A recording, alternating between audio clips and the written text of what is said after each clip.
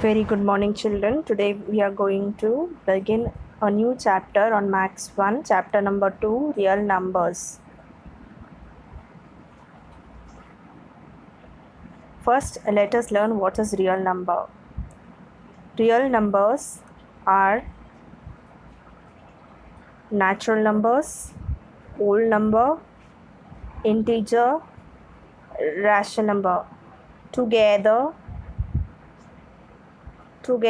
form a real number.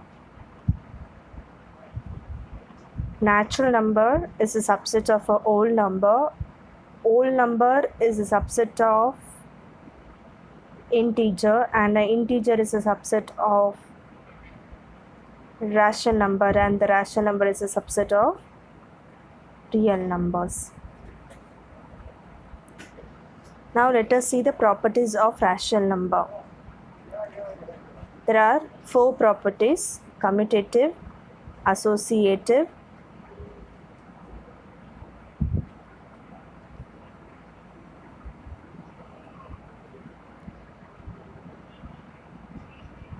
identity, inverse. Now let us learn what is terminating and non-terminating type of recurring. There are 2 types of rational numbers. The first one is terminating type, the second one is non-terminating type.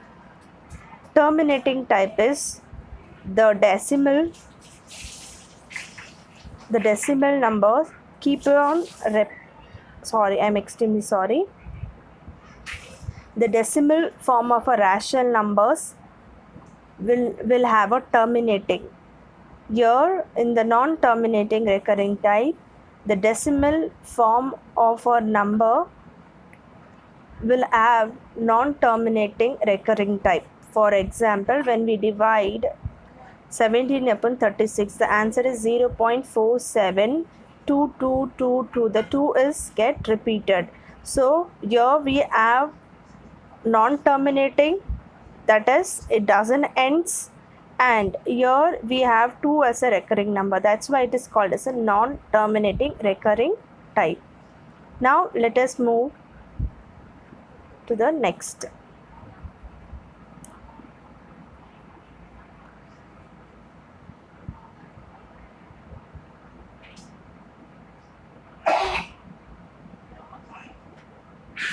A small note: the number of recurring digits after the decimal point in the given rational number, accordingly we multiply it by 10, 100, 1000. Okay. So we have an example here, 2.3. Here above the 3 there is a dot. It means the number 3 is a recurring. So after the decimal I have one number. So if we have one number, we will multiply by 10 to convert into PQ form.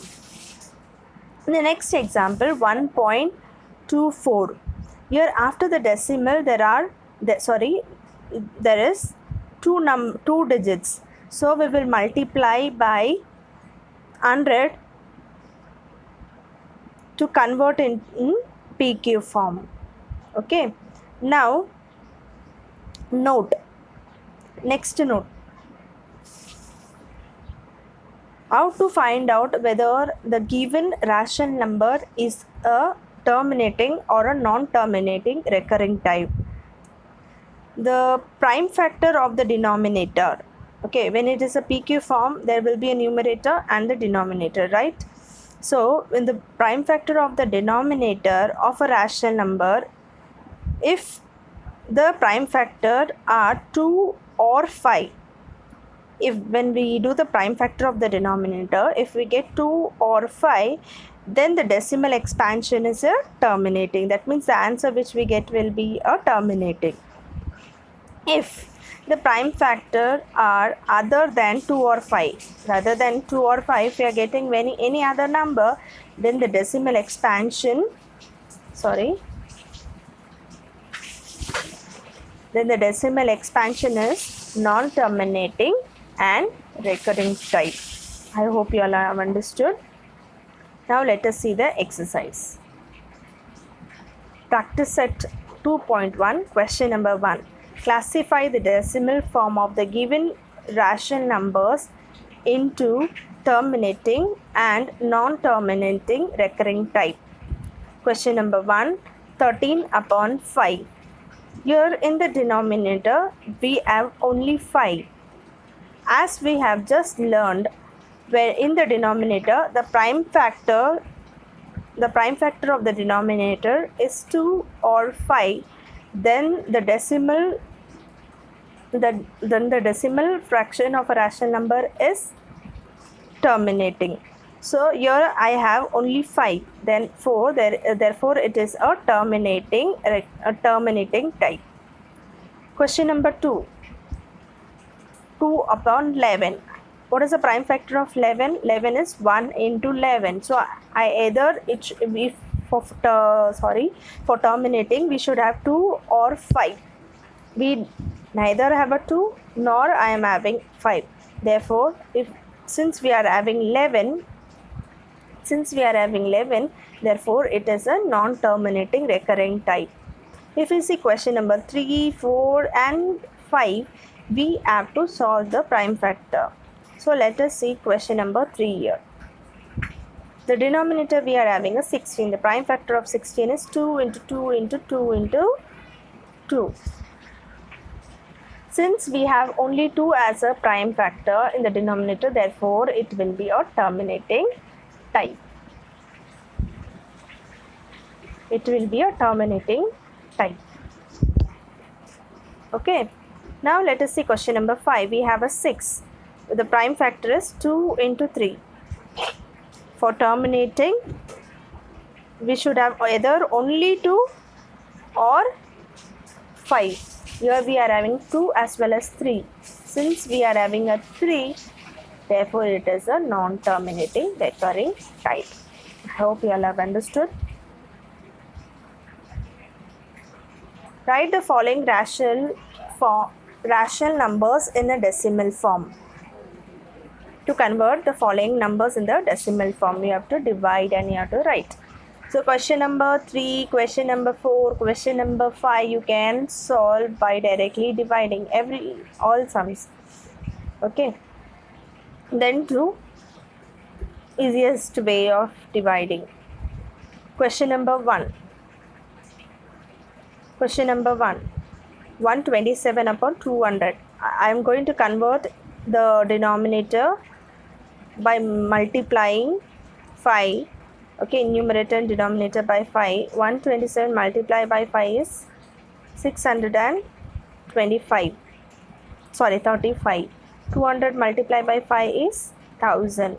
So when I bring the 1000 up, we have 30 here. So before the 3 digit, we will place the decimal point. So on you can solve the remaining sums. Question number 3. Write the following rational numbers in P upon Q form, that is rational form. The numbers are given in the decimal form. We have to write it in the rational form. So question number 1 and question number 4 I will solve. Remaining you have to solve by yourself. Question number 1.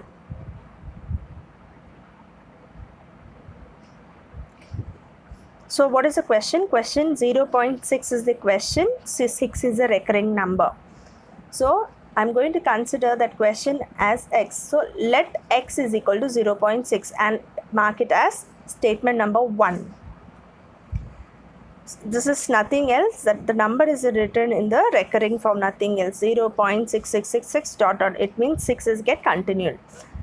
Since we have after the decimal only one number is recurring, so I am going to multiply both the side by 10. So this becomes 10x and the point gets shifted. So it will become 6.6. This will become statement number 2. Now subtracting statement number 1 from 2. So 10x minus x, okay, 6.6 minus 0.6. 10x minus x will become 9x. This will become 6. So fx for x is equal to 6 upon 9. The factor of our 6 is 3 into 2. Factor of 9 is 3 into 3. 3 get cancelled. 3 get cancelled. 3 get cancelled. The answer is 2 upon, answer is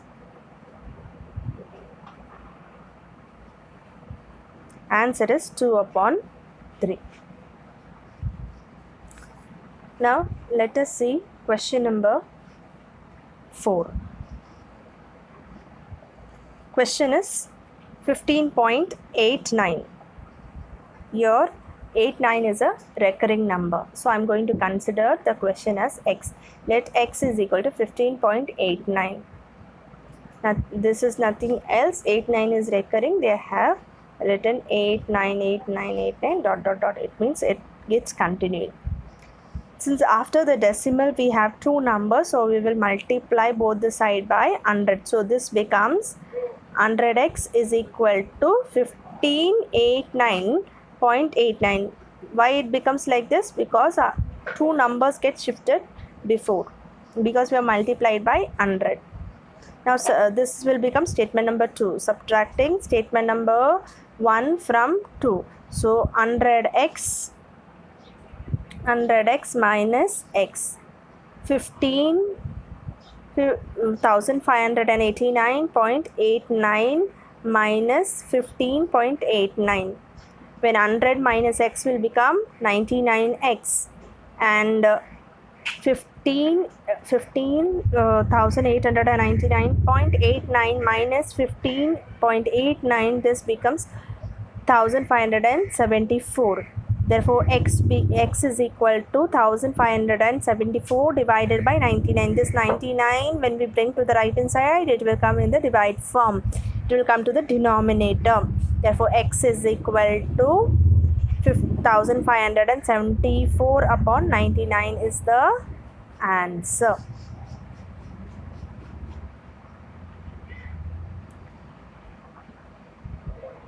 My dear children, I hope you all have understood the sum. Go through the video,